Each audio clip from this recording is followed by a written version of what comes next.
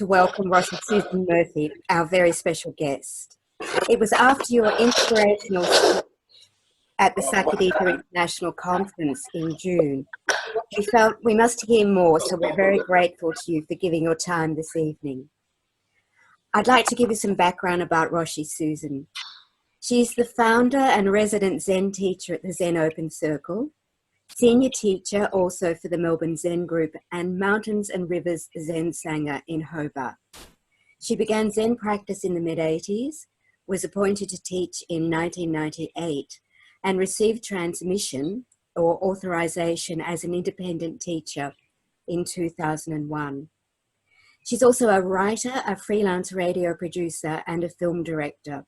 She lectured in film studies for many years at UTS before devoting herself to teaching Zen and writing her books. She is one of the most important global voices in the Ecological Buddhism movement, and one of her recent books, Mending the World, is a detailed Zen-inspired response to the tremendous koan presented to the world by the crisis of global warming, and I can recommend that book. She's adamant that we can no longer ignore the earth, that as women in Dharma, we must work to save our vulnerable planet. This is quoting from her speech at Sakyadhita. Right now, at such a dangerous moment in human and planetary history, it is vitally important to bring across into the world something that's been sorely missing for far too long. I mean the expression of Dharma sourced in the embodied life experience of women, at last bringing to light the particular gifts of wisdom that can flow out only from the awake female body and mind to defend and care for the life of the earth. Susan, congratulations both on your speech and on your book. There's so much wisdom there. And thank you for tonight. And now I hand over to you. Thank you very much for that, Helen. I wonder if it'd be a good idea for us to just sort of sit and gather ourselves for a few moments, maybe a few minutes. I could ring a bell at the end of that, but let's just settle. We're in very different parts of the country, I imagine. It's very hard. I would normally want to acknowledge country in some form. Of course, wherever we are in country. And that's a very deep matter, which maybe we'll be touching on at different points tonight. We'll see. But it's strange that on the internet, there is nothing quite that we can call our shared country. Quite an interesting point. But in any case, let's sit just where we are. After all, we all breathe the same air as all the beings of the earth. So let's sit with that in our minds and hearts for a few moments. I'll ring a bell to start and to finish.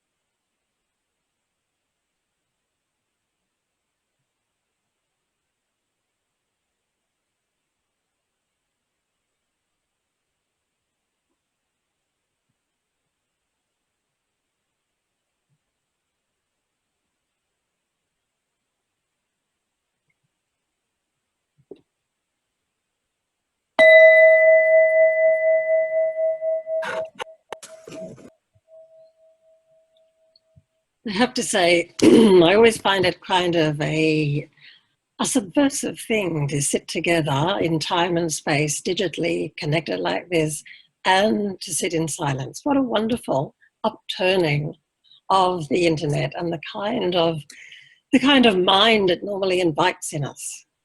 So let's keep that in mind as we go. I have actually been doing quite a lot of teaching in the last couple of years, actually, online in this kind of fashion, and finding that we just naturally have drifted strongly into the very question of what is our practice as people of the way of the Buddha? What are the resources of Buddha's practice that are so naturally able to be brought forward, able to be our resource in the service of the earth? That has actually been part of my teaching, I realize now, for at least 10 years and counting. It seems to me that any approach to the Dharma that is not concerned with the great question of our time, the great matter of our time, I wonder if we really can call it Dharma, alive and standing up in our time, if it's not doing that. So I'd like to start with a few different angles of view from quite a few different times and places onto this matter. But before we step into that, I guess I want to say that I want to take you to the 9th century, maybe into the 10th century of Chan Buddhism in China, and a great teacher, Yun Men. He was approached by a student asking him, when times of great difficulty visit us, how should we meet them? And he replied, as was quite customary for him, just with one word, which he really could say sums up the teaching of the Buddha. Most of his one-word responses do. His one word in response to that question, when times of great difficulty visit us, how should we meet them? He replied, welcome. Welcome. So that's a very courageous kind of a way to hold ourselves towards the tragedy of our time, the unfolding tragedy of our time. You could really say, I think, that only a response that is aware of the tragedy can genuinely be called hopeful. It has to be aware of how serious, how dire our circumstances are, in the sense that we are living in a world that we know, as we see it right now, and as we start to sense its crumbling, the crumbling of the climate settings that have been so receptive to human life. As we live into this, we're sort of living with this as if it is the beautiful past of a present, of a future that we almost can imagine. It's almost possible to feel nostalgic for the very present that we have right now. This beautiful, still beautiful earth. So I want to go to a quite different time and place, and that is the moment immediately after the collapse, the fall of Saigon during the Vietnam, at the end of the Vietnam War. And that was when the first waves of boat people were leaving from Saigon. And, excuse me, I'm just concerned because there's a huge wind blowing here, pretty pertinent to my subject matter tonight. So, okay, I'll assume that the house is still intact as we proceed. So I want to go to a poem that many of you will know from that time, Thich Nhat Hanh's poem, Call Me By My True Names. Because this poem absolutely refuses to move 1 inch off from the implication that all of us not only are in this together, but that at the deepest level, we cannot say, I am other than you or any other living being. So this is what he says: do not say that I'll depart tomorrow, because even today I still arrive. Look deeply, I arrive in every second to be a bud on a spring branch, to be a tiny bird with wings still fragile, learning to sing in my new nest, to be a caterpillar in the heart of a flower, to be a jewel hiding itself in a stone. I still arrive in order to love and to cry, in order to fear and to hope. The rhythm of my heart is the birth and death of all that are alive. I am the mayfly metamorphosing on the surface of the river, and I am the bird which, when spring comes, arrives in time to eat the mayfly. I am the frog swimming happily in the clear pond, and I am also the grass snake who, approaching in silence, feeds itself on the frog. I am the child in Uganda, all skin and bones, my legs as thin as bamboo sticks. And I am the arms merchant selling deadly weapons to Uganda. And this next verse is perhaps the one that struck many people very deeply. I am the 12-year-old girl, refugee on a small boat, who throws herself into the ocean after being raped by a sea pirate. And I am the pirate, my heart not yet capable of seeing and loving. My joy is like spring, so warm it makes flowers bloom in all walks of life. My pain is like the river of tears, so full it fills the four oceans. Please call me by my true names, plural names, so I can hear all my cries and loves at once, so I can see that my joy and pain are one, so that I can see my joy and pain are one. Please call me by my true names, so I can wake up, and so the door of my heart can be left open, the door of compassion. I think that poem had a lot of, it almost went viral, you could say, and rightly so in the Buddhist world at that time. Now I want to take another matter up, which if you were at the conference, you might remember I touched on this in the conference keynote. It has a resonance with the poem if you look and listen closely. And that's the case where an 8th century Zen master, Chan Zen master, was down at the creek washing his bowls alongside another monk. And right in front of them was the frog, just sitting innocently, happily in front of them on a stone. And you get the sense that they were enjoying its presence, the presence of this little frog, when suddenly 2 birds from different directions flew down, seized the frog, and flew off in opposite directions, tearing the frog apart. And the monk, the young monk, cried out, "Why does it come to this?" And Dongshan replied, "It is only for your benefit, Acharya." And Acharya has the meaning of wise one. So actually, effectively, this it's an honorific. And so the part of the monk that is being addressed when he says, "only for your benefit," to such an extraordinary, painful lament moment, it opens up this sense that the wise part of us can see with those kind of eyes of Thich Nhat Hanh as he opened them in the course of that poem, to the fact that at a certain level of each of our beings, all beings are one body. And that's exactly where the sense of, if we can open in that direction in our tradition of meditation and deep contemplation, how can we not respond?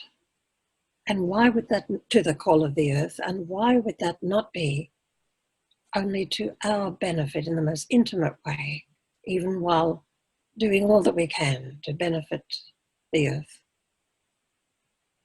This is, of course, only for your benefit, is a koan. It asks us to take it as a matter to be resolved through time, through contemplation, to allow it to rearrange us, to actually be able to say, with the same sort of mind as Yun Men, welcome to the complexity and the sharpness of our time, the sharp call it's making on us all. And I'm reminded here of the words of a poet, the poet Robert Hess, American poet, who at that time was the poet laureate of America. And he said this, and I quote it in the book that Helen held up. He said,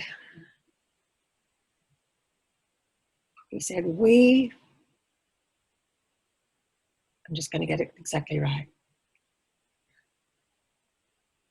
He said, we are the only, custodians, and we we are the only protectors, and we are what needs protecting, and we are what it needs to be protected from. So we're the only protectors, we are what needs protecting, and we are what it needs to be protected from. So on all sides of the matter, from one point of view, there's not much room to move. In a sense, we're guilty and needy in all directions. But I want to consider whether this opens in another way. Is it possibly saying that in every direction, our response is being asked of us? Our waking up is being beckoned to. And I will come back to Robert Hess and that particular evocation of just how close, intimate, and connected these matters are. The danger we're in, the cause of the danger, and the responsibility towards the danger. I want to come closer to home this time, and closer to this time. In fact, I think it was just a couple of days ago that the CEO of Shell, his name is Ben van Beurden, a wonderfully named name for the head of probably the largest extractor of oil and gas on the earth right now. So Ben van Beurden said that we have no choice, I'm quoting him, we have no choice but to invest in oil and gas. We have no choice. And in reply, Bill McKibben, the founder of 350.org, if you remember, that happened, he founded that some 8 years ago, I think, at the time when 350 parts per million of carbon dioxide in the air was still not yet a barrier that had breached. We're well over 400 parts per million now. So Bill McKibben from 350.org said in reply to "We have no choice but to invest in fossil fuels," he said, "We have no choice but to stop them investing in fossil fuels." So the idea that we have no choice because the world demands it, that was the next part of what Van Beurden said. We have no choice but to invest in fossil fuels because the world demands it. Well, I'd say equally, we have no choice but to stop them investing in fossil fuels because the world demands it. It's so interesting that it swings both ways. Just as if you take up the question of welcome, if you can actually sit with whatever arises, pain in your heart, fear, anguish, distress, a desire to turn away, whatever it is, if you can sit with that as you unnamed, just you, a direct recognition of the feeling, of the emotion, of the thought. If you can say, you are welcome here. Very interesting to see the way that everything that is happening then begins to welcome you here, where we are, right where we are. And of course, as you know, with every breath of meditation, there's nowhere else but here. Every breath is here. Every breath draws us back into the body, this very body that is here in its most precise time and place. So, I remember in relation to that, we have no choice but to invest in fossil fuels. I remember a very withering cartoon I saw some years ago, which showed a kind of tattered man, a man in a tattered suit crouched over a fire in a cave with 4 or 5 little kids crouched around the fire, listening to him talk. And he's saying, yes, children, I know the earth has been ruined. But for a few wonderful years there, we brought what exceptional profit to our shareholders, exceptional value. The next thing I just want to touch on is the most recent state of our Australian climate. You know, when I was a child, I remember learning that the fundamental fact about Australia was uncertain rainfall. That being a defining characteristic of, well, every part of the country except perhaps where I grew up in Cairns, where as a child, my first early years, in far north Queensland, where of course we had the wet, we had the monsoonal wet, and that was as reliable as clockwork back then. It's not reliable now. It wasn't many months ago that Cairns experienced 5 straight days of over 40 degrees, which is unheard of in that part of the world. It would be very rare for the temperature in Cairns normally to go much above 33, 34 degrees.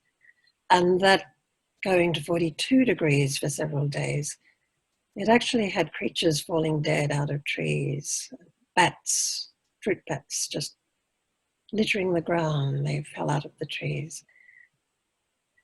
The rainforest in southern Queensland caught fire recently.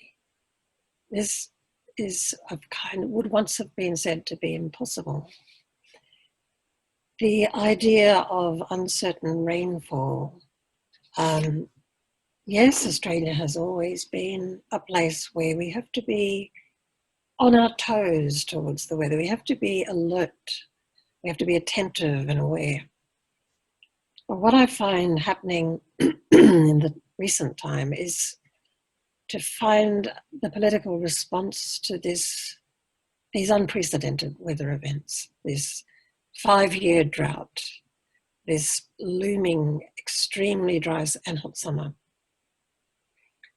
that there's a form of optimism being expressed that grows more and more hollow. It is more and more meretricious. It's more and more bad faith to offer optimism, to offer a kind of baseless hope that everything shall be all right, that we can just continue. So those are the sort of starting points in for what I want to talk about and already am talking about. Joanna Macy, somewhat in accord with that sense of welcome, a welcome towards difficult times, a sense that this is an extraordinary time to be alive. She speaks of this moment in a recent interview as, she uses the word exquisite. She says this is an exquisite moment. Now, if you think about the word exquisite, it has the sense of sharp, highly particular, arresting, and possibly even somehow beautiful. Maybe the call it is making on us is beautiful. Clearly it's got sharp in it.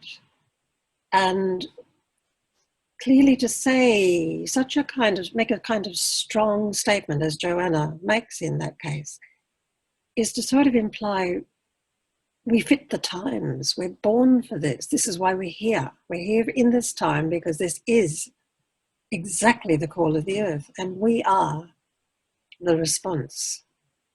And I feel that if you have a Buddhist practice and you don't begin and fail to begin to feel the call of the earth, simply because to sit in a human body, as the Buddha did, on the earth, as the Buddha did, and touch the earth, as the Buddha did, I cannot see how it can be possible not to hear the call of the earth, not to sense that all beings in a way sit with us when we truly settle.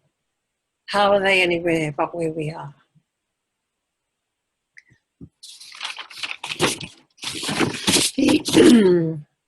There's a North American indigenous tribe, a people, a nation, and unfortunately I can't tell you its name right now. I didn't have time to check that. But they speak there of there being 3 miracles, 3 astonishing miracles, or facts, facts that are miracles. And the first of them is, this exists. This, where we are, where we find ourselves in the middle of an almost unfathomable universe, and on an extraordinary life-giving earth, this exists. We take it so deeply for granted, or perhaps so shallowly for granted, that we don't even notice that it is a miracle. It didn't have to be. It is that it exists is a miracle. The second one is that life exists. It appears to be rare in the universe, even if the kind of propensity towards life is implicit in the rocks of a planet, if the right circumstances happen. You could even say the music of Mozart was implicit in the rocks of the earth as it formed. This is an extraordinary sense of life is a miracle. Where does it come? It comes out of nothing, as we do, each of us. And the third one is that awareness exists, consciousness, sentience exists. And perhaps there's a fourth miracle, which is that we can pass by all 3 of these in a dull state. We can take them so pathetically for granted that we don't even notice. There's nothing here that is not a kind of miracle, a highly particular, or to use Joanna's word, exquisite fact. So when we look back at the sense of what Robert Hass's connection of phrases, where it takes us to, when we sense that we are responsible for what it is that threatens us, and we are responsible in the sense also for having caused what it is that threatens us, it's probably impossible not to feel anguished. And of course, there's many ways of dealing with that anguish, including forms of denial and retreat, and you'll know the whole variety of even churn of feelings that you must, in a single day, probably express to others, feel deeply, that lie almost beyond expression at times. So, in a sense, you could say that until we can, in a way, take our home, find our home, as Thich Nhat Hanh invites us to, in the very middle of this, in the very fact of this anguish, and to notice that its sharpest source is any form of standing apart. any form of a kind of encapsulated self that is at the mercy of what is happening, rather than a kind of wide, embracing self that cannot help but take part in what is happening and take part in it according to what is most valuable right now at every point. Linji, 7th to 8th century Chan master said, when you know who you are, you can be of some help. So to know, when he says who you are, it's not so much, it's not a psychological question. And it's not a question about name, address, tax file number, not at all. It is a question about the miracle that I was talking about a moment ago, the miracle that you are, and that it does not finally appear to have a substantial quality or boundary. It is a flowing matter that cannot stand apart, that is constantly taking part in a completely interdependent reality, what Thich Nhat Hanh calls interbeing, as you probably know. And to repeat the words of Auntie Beryl Carmichael from out by Broken Hill, I heard her say these words. She said, reality, which of course is what we must be awake to, reality is connectedness.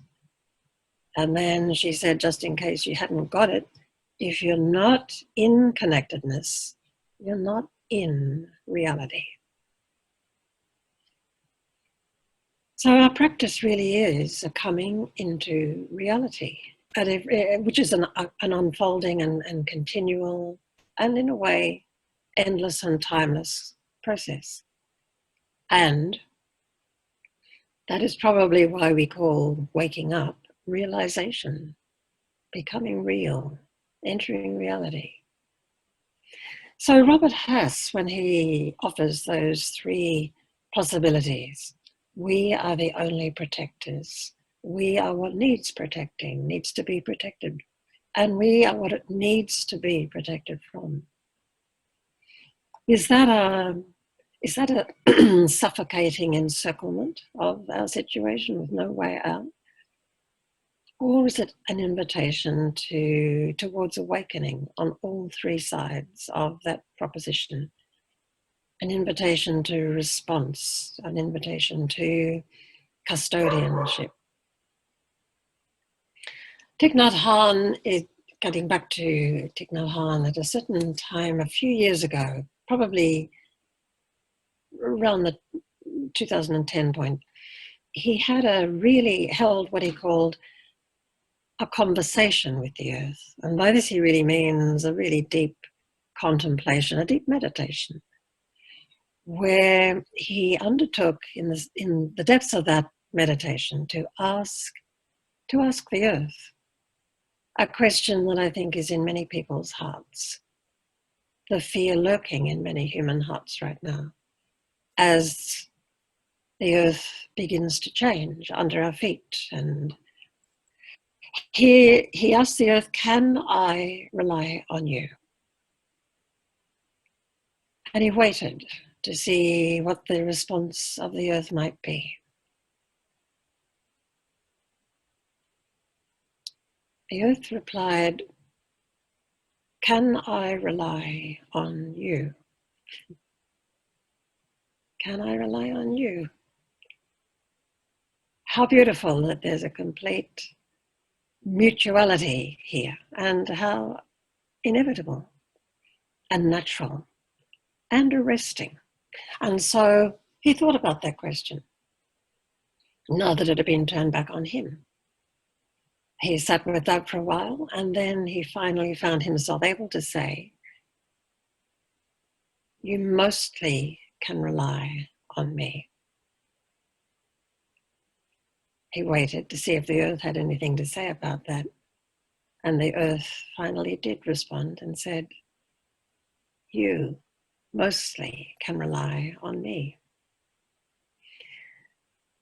So it's very interesting to look at that.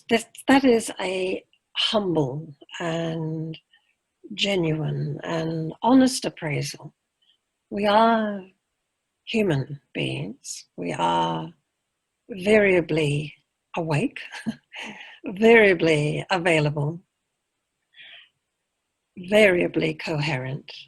But we do have within us the possibility of coming deeply into congruence, into a complete fit with the earth, with the terms of the earth, with the plenitude and the generosity and the fullness and completeness of the earth, and all that is here apparent in every creature with us.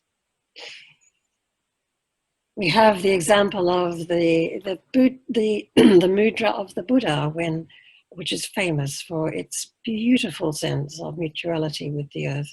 You know the story, that when he was being in that 6 days and nights of sitting under the Bodhi tree, you'll know that he was assailed really by, we might call them doubts, niggles, resistance, but it was called Mara. It was called Mara. It took the form of the tempter to say, why do you really want to do this? Who gives you the right, was one of the questions, or one of the forms of that sense of, actually in the end, productive doubt that assailed him. And the form of it took at that time was, what right, who do you think you are, and what right do you think you have to sit on the earth here and wake up? And the Buddha simply, in his case, just touched the earth with his fingertips. He touched the earth, and it is said, the earth confirmed, this is what sanctions the right to wake up.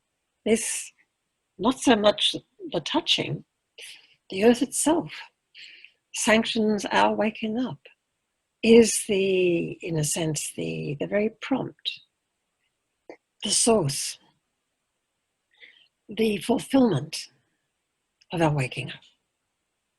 And it's said at that time that flowers rain down in accord with this accord between the Buddha and the earth. So that touching the earth is a beautiful expression of the call of our practice in the direction of our response to this crisis. I would say that to sit on the earth, or to sit in meditation, is almost a form of prayer. A prayer you might even call, when I say the word earth these days, it feels to me almost by now like a kind of prayer, a kind of invocation, a call, a heartfelt call. It's not a kind of objective word anymore. It feels like a kind of communion event, to sit in meditation, offer the sense of self up as a matter to be resolved, with nothing presupposed about that, nothing known in advance. To be here more completely, alert, attentive, undazzled, complete with what is, complete with this miracle of being. And that this mends a kind of broken covenant with the earth. We could go on, I could speak for hours, we'd have to explore it for hours to look at the ways in which we have apparently drifted away from, or even broken, the fundamental covenant with the terms of the earth, with the promise, we're given life, and yet we break the covenant with life. We are not very good guests upon the earth. So, I did speak at some length, I'm looking around for the book, at the conference in that keynote address, I was speaking very much towards the fact of course, because it was the Sakyadhita conference, and we are speaking now in that same realm of women in our practice. And I want to say the most recent book I've written, Red Thread Zen, the subtitle is Humanly Entangled in Emptiness. I'd like to just read the back of that book, the blurb, a little bit of it anyway. Red Thread Zen comes from a koan, the very phrase comes from a koan, which asks this: how is it that perfectly accomplished saints and bodhisattvas are still attached to the red thread? And what I say, or what is said here by somebody else actually about the book, love, attachment, the passions, gender, carnality, birth, bodily being, mortality, belonging, suffering, hope, despair, personhood, vitality, the struggle to be fully human. How do these things dwell wholly in emptiness? How do we reconcile this vivid life with no thingness? Most spiritual traditions do their best to distance themselves as thoroughly as possible from direct and intimate contact with the fact of impassioned human bodily being, if not to declare open war upon the flesh and the female body that most plainly bears flesh into the world. Spirituality has trouble dealing with the fact that we arrive here covered in blood. But the red thread can never be cut. Why not? What is it? Why would no perfectly accomplished saint ever even dream of cutting it? And I wonder whether the very fact that the bodily life, the life embodied in a woman's body, possibly has a little bit more natural or immediate visceral sense of being earthed.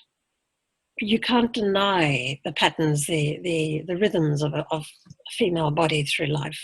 You can't deny the fact of something like birth.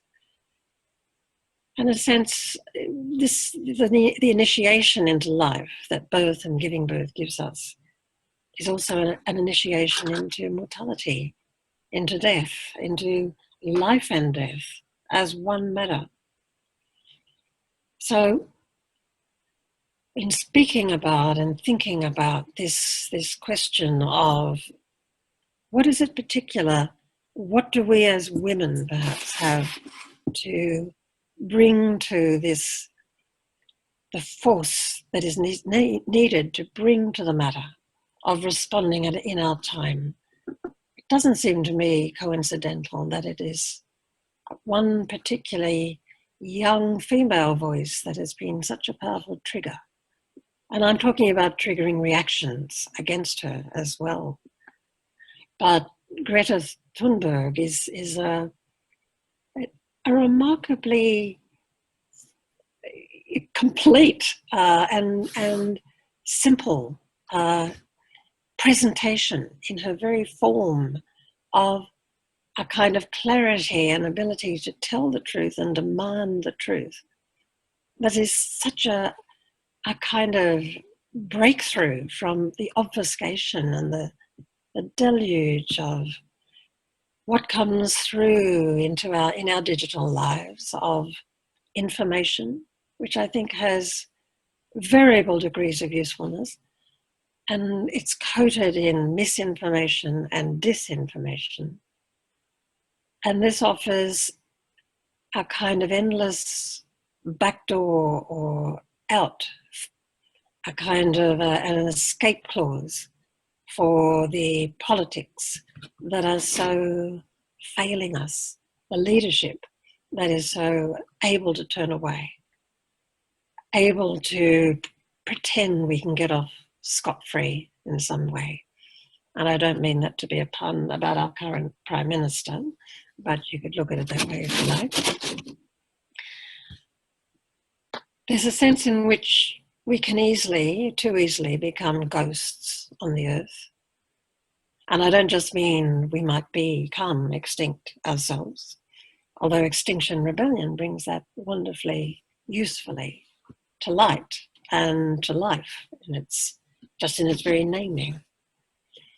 But this sense of what our practice offers, and I think it offers it as a gift to the time we're in, is the very antidote to distraction. It's very opposite. It's very and most healing medicine. The healing of distraction, the healing of the impulse to be always moving off from what is difficult or from what is in front of us.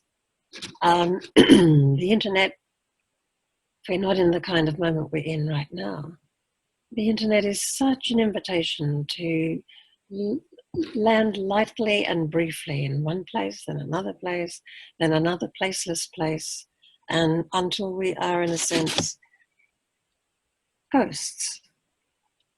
And social media and the kind of false selves that it encourages, anxiously curated false selves, is another form of, perhaps I'd even say another tragic form right now, of the very opposite to the kind of attention and steadfastness that we need in order not to become ghosts on the earth.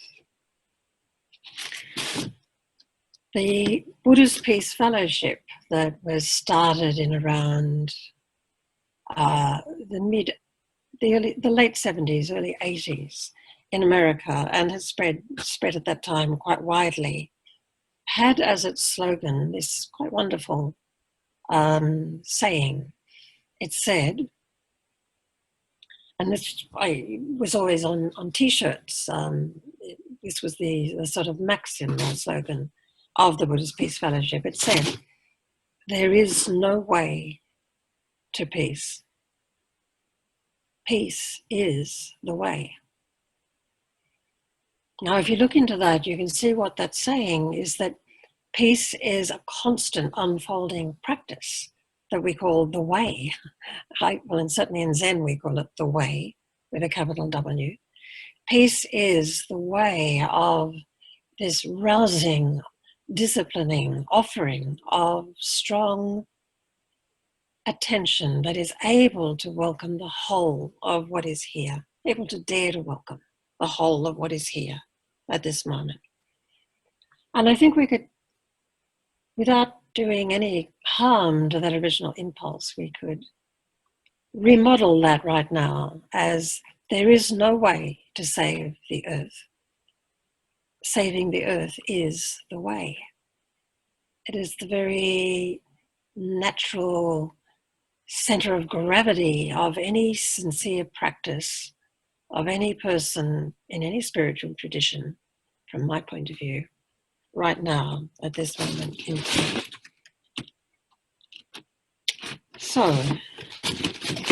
I've raised quite a few things here. I'm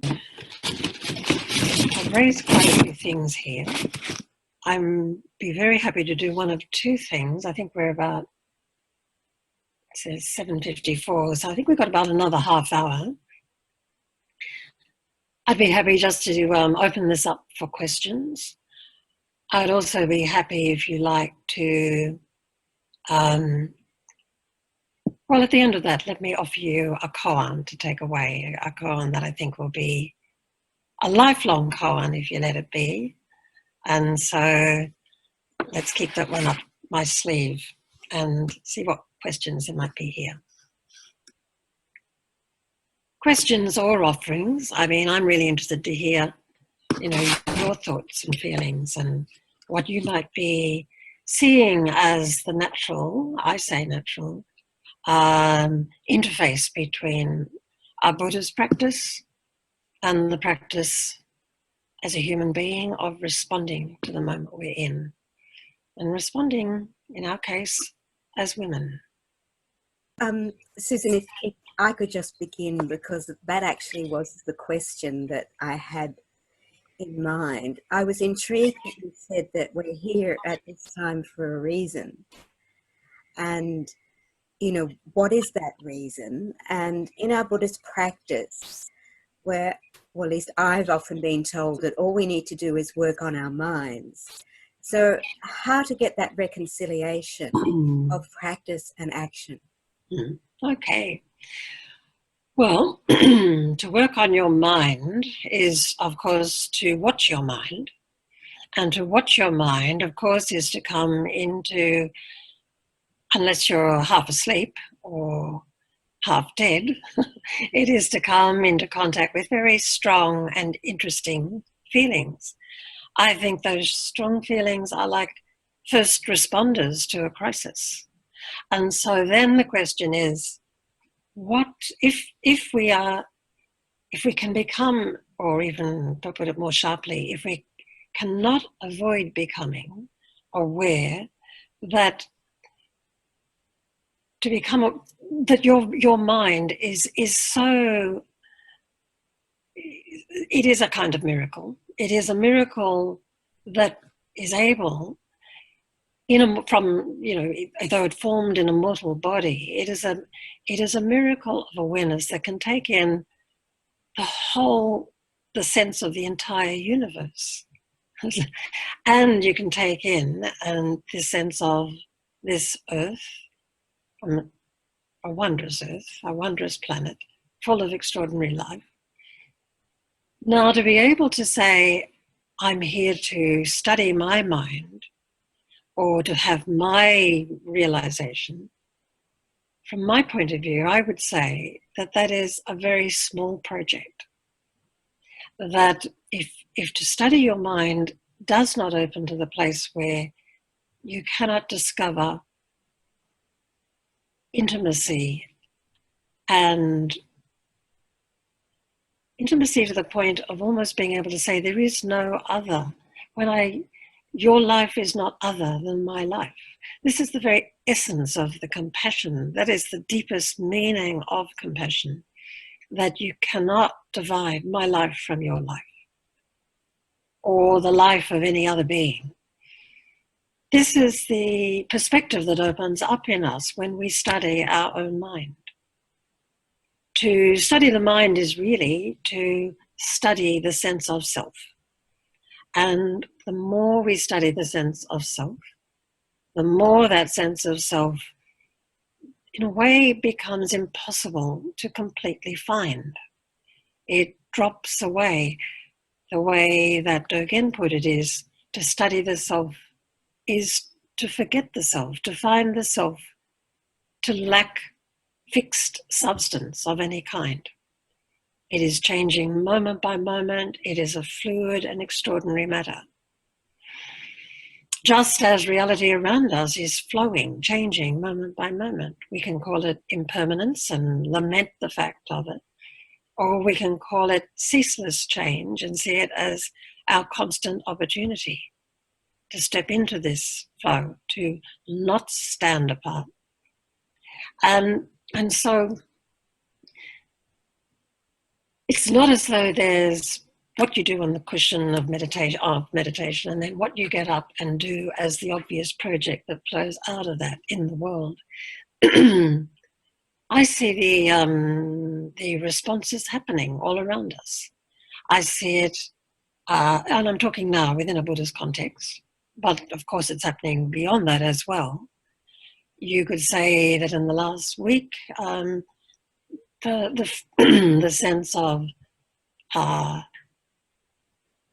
protest is one form of responding, but there's an infinite variety of ways to engage with, to find, your particular talent and genius for engagement that flows naturally from your sense of intimacy with all sentient beings. I cannot see that it is possible to confine the practice of any kind of form of Buddhism to confine it to the sense of my enlightenment. I would say if it is my enlightenment, it is not enlightenment. And it flows from there. It flows out from there. There is no, I wish there was, Helen, one particular way that we could say, you get up and you do, the natural thing is to do X or Y. The most we can say is the natural thing to do is to respond from where we are, who we are, and what is in front of us. And to do that in an infinite flowing series of ways, because this crisis is busily unfolding, and flowing. It's not static. It's not a singular event. We are not singular, isolate beings. We find that quite rapidly when we really meditate in depth. Thank you, Susan. Does anyone else have any questions for Susan?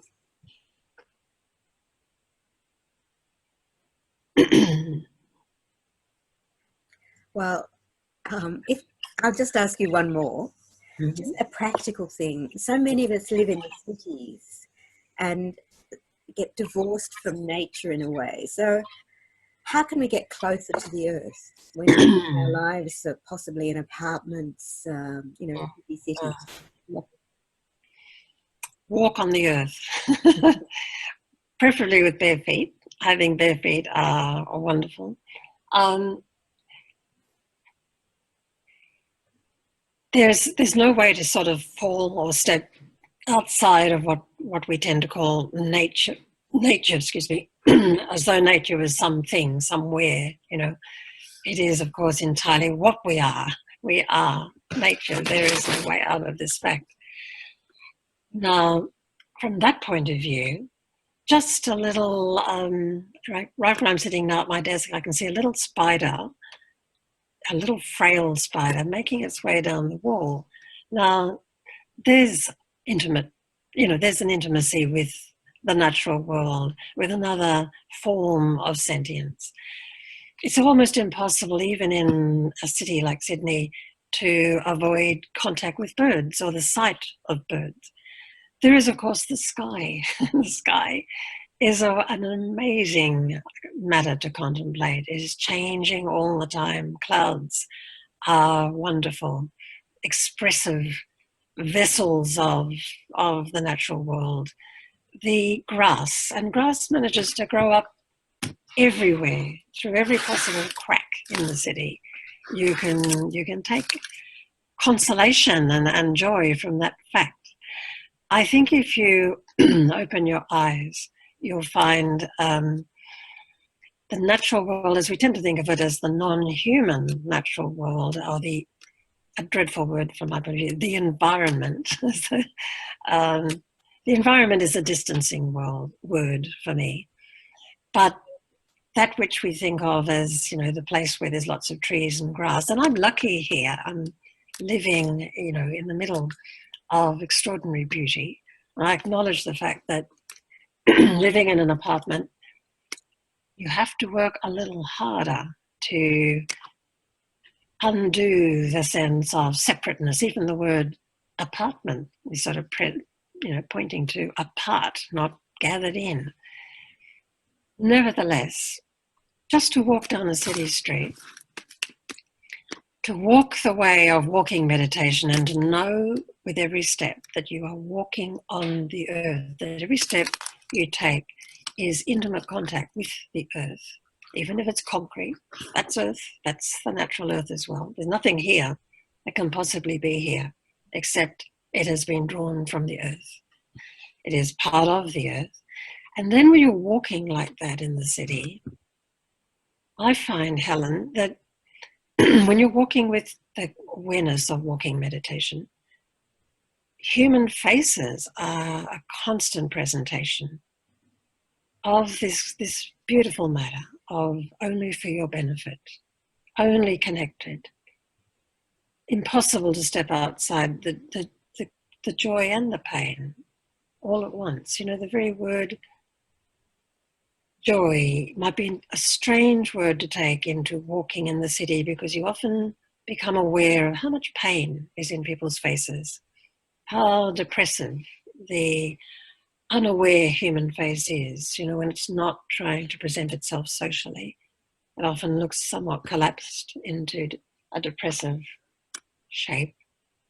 And yet, you'll begin to sort of get a sense, walking in that way, almost of the transparency of human beings, and almost always there's a kind of a sense that even that the word joy encompasses grief, it encompasses painful things. It does not leave a single thing out. So that might be a rather, you know, extensive set of ways to respond within the city, but you can take it right to the very point of turning on the tap, feeling water flow over your own hands. You know, we are in constant touch with the source of life, the air, water, your own body. Your own body presents the entire natural world. And that's even before you get to the fact that your own body is a kind of planet populated by many more creatures and beings than you can possibly imagine. So how can we step out of this? How can we not be in it? I think the answer to that is only by avoiding and ignoring and paying no attention and not even having enough, I'd actually want to call it love, to care enough. That's my dog. Sorry about that. Thank you. Has something to say. Here's a question. Is there anybody else? I've got a question. Yes, Joe. Oh, it's more a comment. I guess there's two things. I don't know whether it's a question or what it is really, but my frustration, two things that we, you know, are disgusted about the fires not being fought in the Amazon, and we're cranky that, you know, we're not doing something about the supply chain of our clothes from trafficked people in a developing country, or we're, you know, we get cranky about everything, but we sit in this incredibly privileged place, and coming from having lived for 5 months in Nepal last year, where water is scarce, even though they have a huge rainfall, but they just don't have infrastructure, and, you know, water just doesn't work there, and you can't drink the water unless you know, treat it or buy it bottled. So I just think we, as first worlders, we have so much to answer for, and I'm terribly frustrated with the people who live around me and drink bottled water, when the water out of Sydney water taps is absolutely amazing, and we should be so grateful that we have this infrastructure and this amazing water and this amazing lot of people that do it. That's one thing. And the other thing is that I'm really quite frustrated also about the them and us stuff, you know, the division that's happening, and you've already referred to that with respect to, you know, how our practice can bring us into understanding, you know, the love and the hate and the anger and the, you know, the opposite, that all those emotions are we're all part of all of those emotions, and we're all interconnected.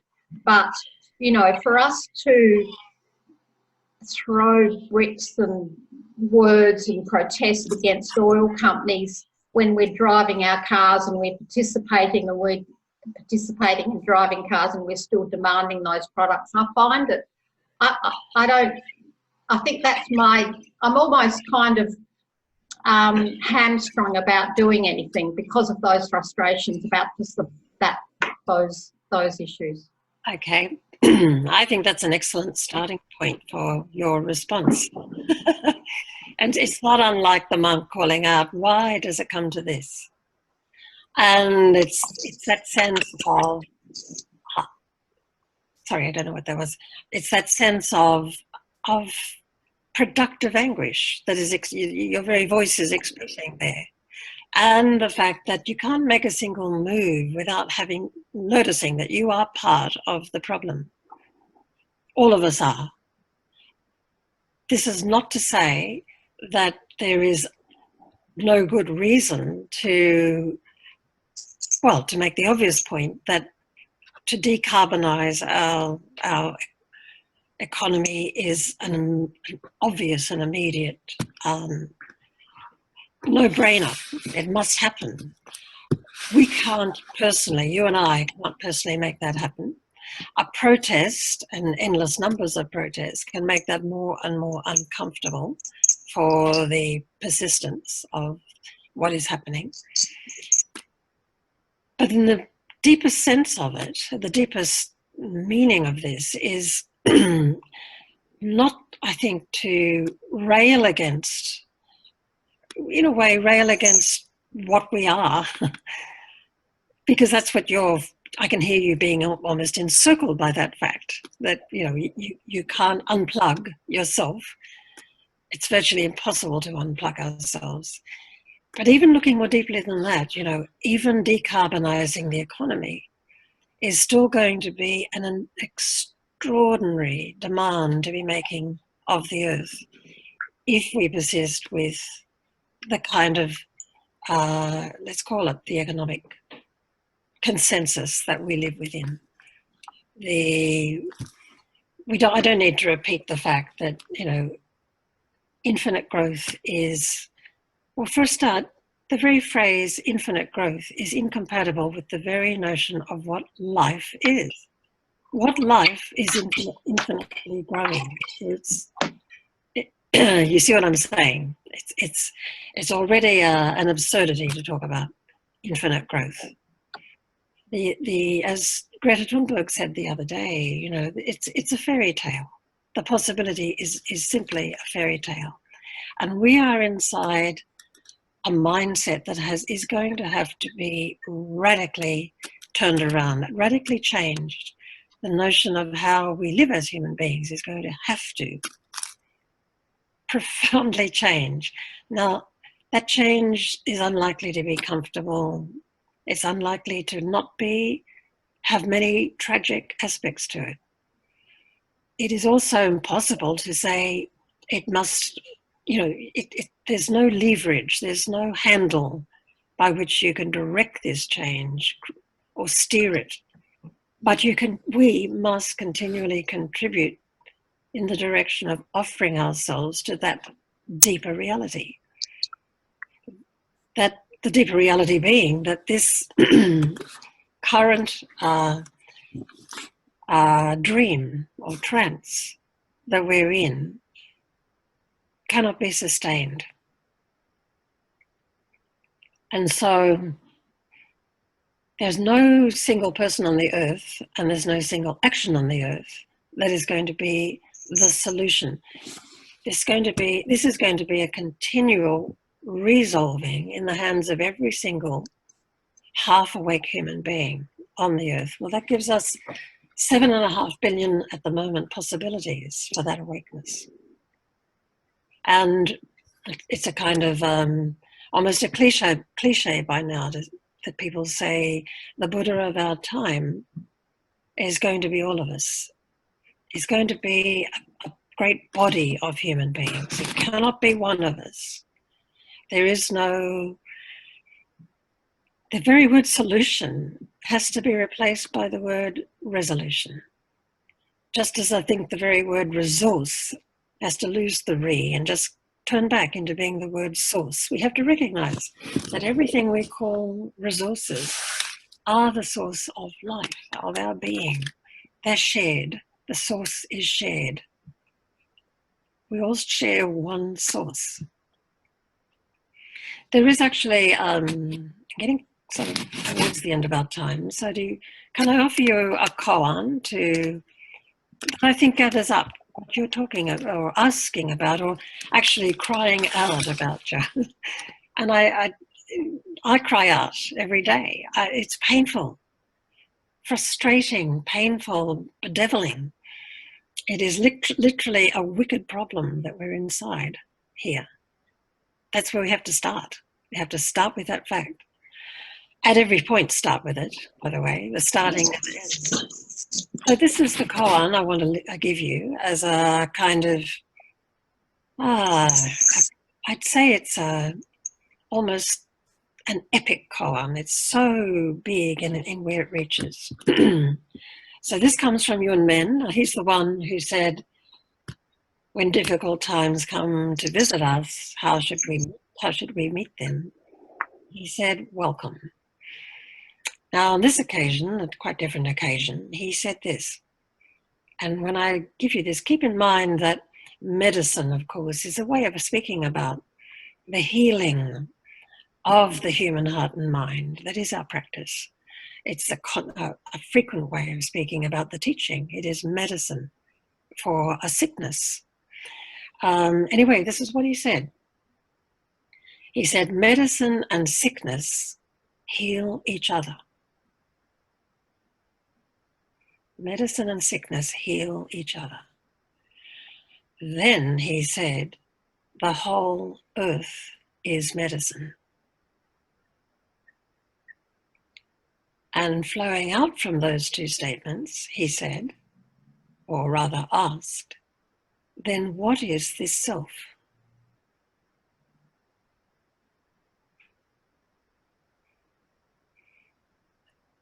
Now, that goes from an extraordinary, and I think almost immediately it starts to make sense. Medicine and sickness heal each other.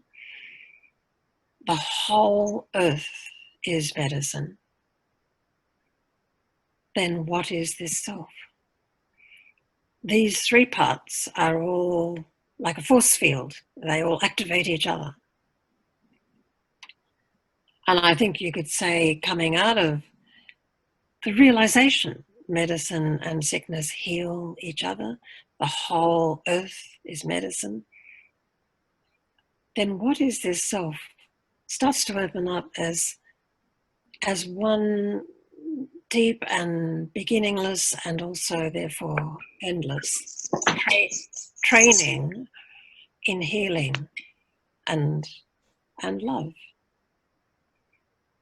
And I'd like to also give you the Buddha's words on love that I do quote in Minding the Earth, Mending the World. And I think they're really potent, and that's why I wanted to bring them forward. This is what he said. It is in this way that we must train ourselves. By the self, through love. So it is exactly through the doorway of this question, what is this self? And living that as a question rather than finding an answer and kind of sealing off the matter. It is in this way that we must train ourselves by the self through love. So that's how the training unfolds, through love. I would happily call the act of meditating an act of love towards this life, towards the fact of life and the gift of life, and even deeper than that, the gift of awareness. What will you do with it? You will examine it with an act of deep praise and inquiry. Okay, he then goes on, he says, this is to explain what it is, to train ourselves by the self through love. We will develop love. We will practice it. We will make it both a way and a basis. Take our stand upon it, store it up, and thoroughly set it going. Now, they're beautiful words, they're provocative words. Do you want me to repeat the second part? If you're Okay. So the next part is we will develop love. And each of these, by the way, is something to look into. How will that work? How do you work your way towards that? We will develop love. We will practice it. We will make it both a way and a basis.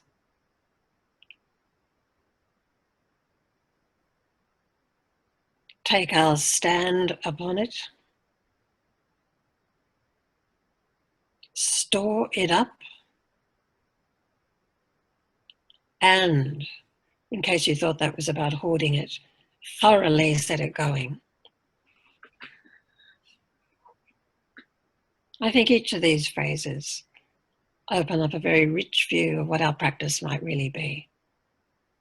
And all of them together are very much a way of reconciling ourselves not just with this crisis, not just with the need to respond, but through that, reconciling us with each other profoundly.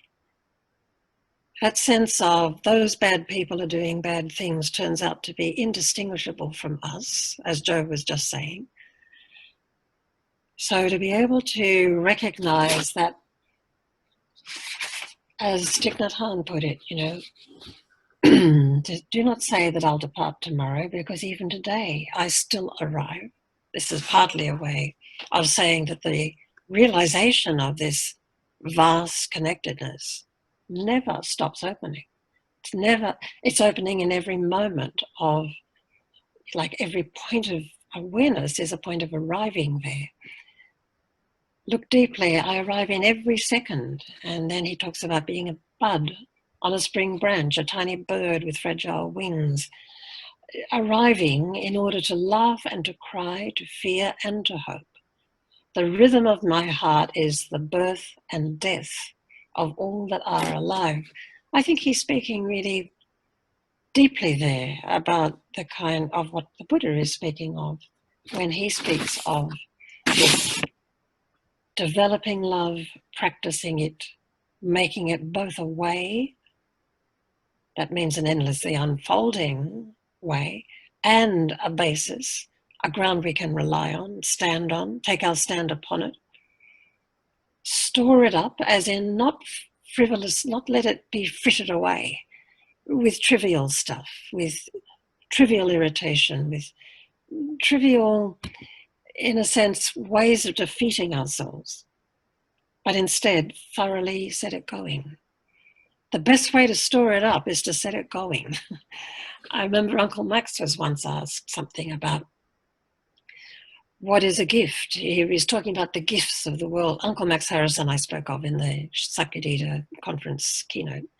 And he said, look, the only thing you can ever do with a very great gift, for example, this is, life is, consciousness exists. A gift like that, but any gift, any realization that comes to you, any talent, any kind of explosive joy and something you need to share, he says the only way to keep a great gift is to give it away, to pass it on. And that's, I think, what the Buddha means by store it up and thoroughly set it going. I ended the talk at the Shakyamuni conference, Sakyadhita conference, by speaking about Uncle Max and about his provocative koan that he offered in the context of a walk in country with a group of people from native title and reconciliation. And he stopped us in our tracks on that occasion by saying, suddenly, I don't hold with this term, this word reconciliation. And so, whoops, we're all standing there thinking, uh-oh, now what comes next? What do we do with this? And he picked up a handful of earth and held it out. And he said, I tell both mobs In fact, all mobs in all directions, everybody who would oppose everybody else, anybody, any set of oppositions in our human hearts. I tell both mobs, reconcile with this. And it's impossible to not see that, to bring ourselves back into congruence with the earth, however painful, however much we have to deconstruct the way we have constructed reality and set up systems that are in fact demanding at the moment 1.7 Earths, just as though we had 1.7 Earths right now. At the end of genuine reconciling with the Earth, how could we not be profoundly reconciled with each other? How would that be possible? So, you know, the phrases of the Buddha are really pointers to the way that our practice, I would say, implores us to rise to the occasion that we're in, which really is to save the earth as the way. Saving the earth at every step is the way. And it's not even just for us. It's for all of us. It's for the many beings. It doesn't limit. It has no private ambition for something called myself. That would be a kind of desecration of what the practice is of waking up.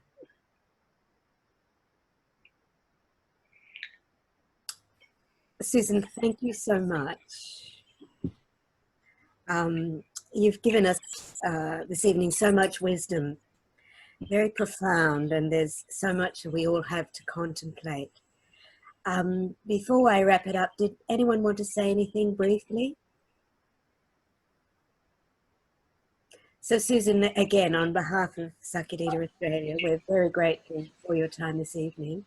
And you've left us with quite a big brief, and as I said, there's so much to contemplate. I don't know. Sharon, messages coming in. Sorry, Sharon, did you say something? Oh, I was just going to say, I've just, you know, thanks once again. I think they are very big questions. And I had an opportunity, I've just spent a month in India because I used to live there. And after being away for some time, I felt heartened that they're really kind of, the Indians now are actually aware of, you know, of what, you know, and taking steps towards protecting some of the earth. So, you know, in the cities they've got, you know, vertical columns of plants, and I've never seen like places like Delhi and Amritsar so clean. So I feel like there is hope, you know, there is some sort of hope. And even though as the people who have destroyed it, you know, like the, you know, Westerners and all that sort of stuff, the people who are coming up behind us, you know, 5 years ago, I would have thought there was no hope.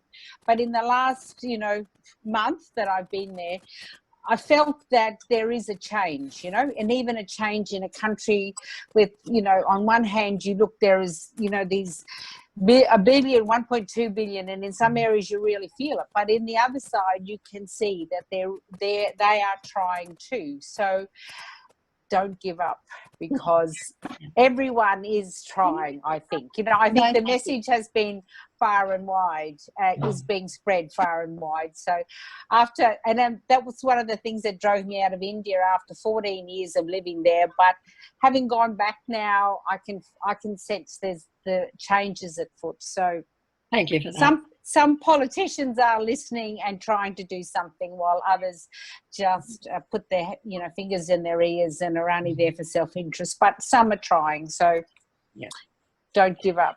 But thanks again. I'm not giving up. I hope no one is. But I would also say that, you know, the start of hope is action. Yep. Sure. Jack, did you want to say something? Go ahead. Can you hear me? Mm-hmm. Yes. Yeah, well, even in people, you know, in Extinction Rebellion and stuff, the Buddhists in there, there's often this great sense of panic, right? And not really a sense of having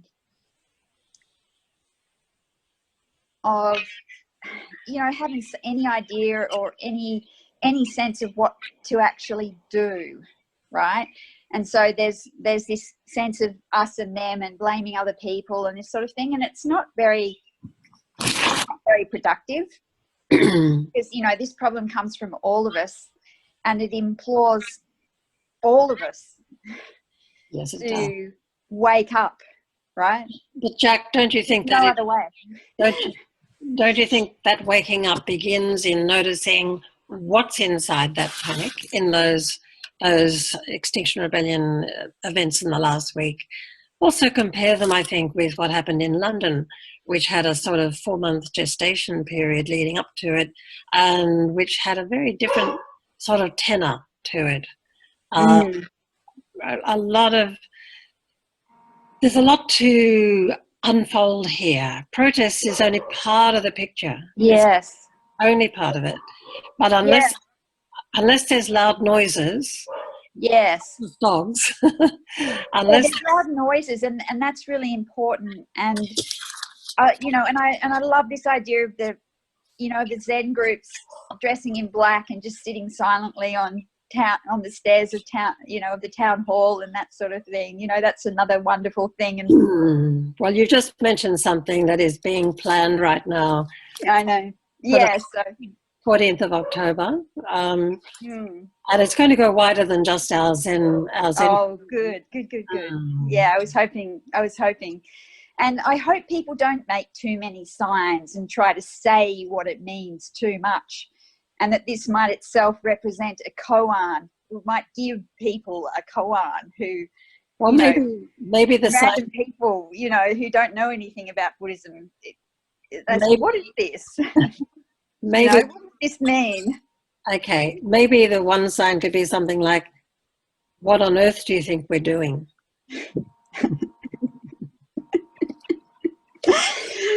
Yeah, I'd love the word koan to become a word that people in general have a sense of what it means, and that they understand that this sitting is a koan, and then just leave them with that, and not too much more than that. Okay, we'll keep that in mind. Anyway, okay. Yeah, but it's just that people, even people who practice a lot, don't have a sense of what can I do, They don't have a sense that practice gives the safety of knowing what to do, even if it's a subtle sense, right? Most people who practice don't have that sense. They just have panic, right? Well, the answer to what can I do is to start doing and keep discovering. Yeah. Until you sit there asking, what can I do? Nothing is happening except panic. I think we probably better round off. Yeah. I'm worried we're going to lose Zoom or something like that. It's going to run out, I think. Yes. Okay. Can I just say very quickly, Jack, it's lovely to see you. I know you've Thank you, my had dear. a very bad road accident. I'm okay. Obviously still in hospital, and it's fantastic that you've joined us tonight. I'm really happy to see you. And Susan, thanks again. You've left us with so much profundity to contemplate, and the koans. Yes. Just keep giving. Thank you. Okay. Thank you, everybody. And thank you, everybody, for participating.